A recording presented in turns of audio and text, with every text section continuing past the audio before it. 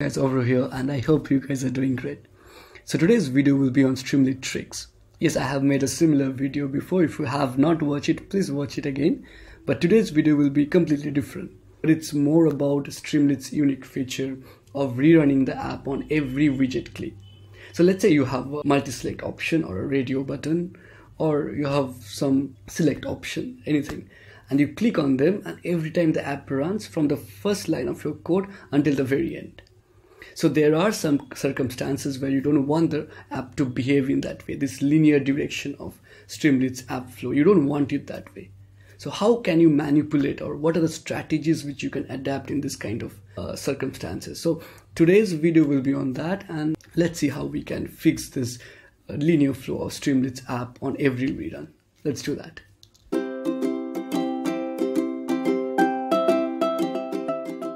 So first I will demonstrate the linear flow of Streamlit with a very simple app. So for that we need three modules. One of them is the Streamlit itself, the pandas, and the plotly. And I will give a header to this app called the fruits list. And then I will create a dictionary. And from the dictionary we'll create a data frame using the pandas module. And then using the Streamlit button syntax, we will create a widget, a button widget. And later we will load our data frame using that button, and we will display the data frame within our app. And finally we'll give another widget called the radio. With the radio button, the user has two types of plot option. One of them is the bar chart or the pie chart.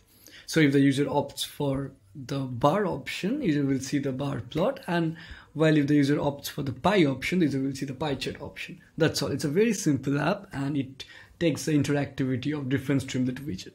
And let's now see the linear flow of Streamlit app. So the app is deployed in my local host, and let's click the load data button. And now we see the Streamlit data frame, which is displayed along with the plot type, which is a radio button, either the bar or the pie chart. And automatically, since the bar was the option, the bar chart was the option, we see the bar plot out here.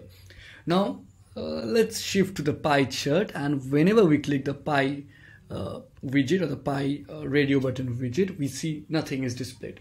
This is mainly because app restarts from its reinitializes, or it reruns from the very first line of the code, and it stops whenever there is streamlit.button syntax is out there.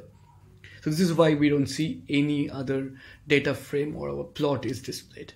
Now let's see how we can fix this default characteristic of our Streamlit app. First change will be a very small change, and this is not ideal from the user interface perspective. So we will add streamlit.checkbox instead of streamlit.button, which when is on the on state, the app will run through this part and it will plot our desired option. Either can be bar plot or it can be pie plot.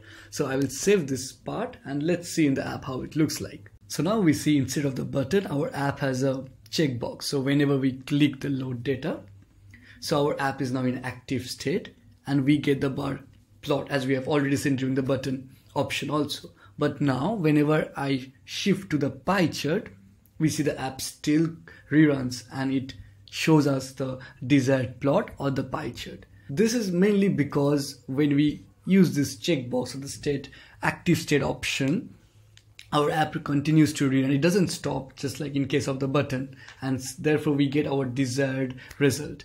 So this is a very handy way of tweaking our code with a very one line of syntax. This checkbox is always not ideal from the user interface perspective. So for that, we need to implement the streamlit.button, and the button needs to be in an active state. So for that, we have a different workaround, which I will come to the next part. It's more about keeping the Streamlit button in an on state using the streamlit.SessionState. So let's try to implement that in our app. We plan to do a combination of Streamlit button and Streamlit session state. So for that, the first thing is we convert this to button. So that's done. And now we will initialize session state. So for that,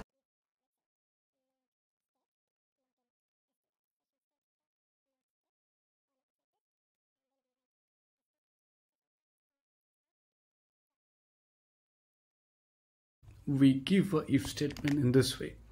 If load or st the session state dot load state, if either of it, we say that this part s0 session state.load state, first time it gets true. So if either of them works, then we run the rest of the script. So that's all. And now let's see how the app looks like. Okay, so for that we go to the app, and now we restart our app. Okay, and now we load our data. Okay, so we see the data frame out here with the bar plot. Now let's see if our trick works or not. Now I click onto the pie. Okay, so it's working. So this is one way where we have our load data option. Along with that, we have the linear flow of Streamlit it's kind of working with our change in our widget option, you see. And this what's happening is basically either the load data button, which allows the data to be loaded and make the plot.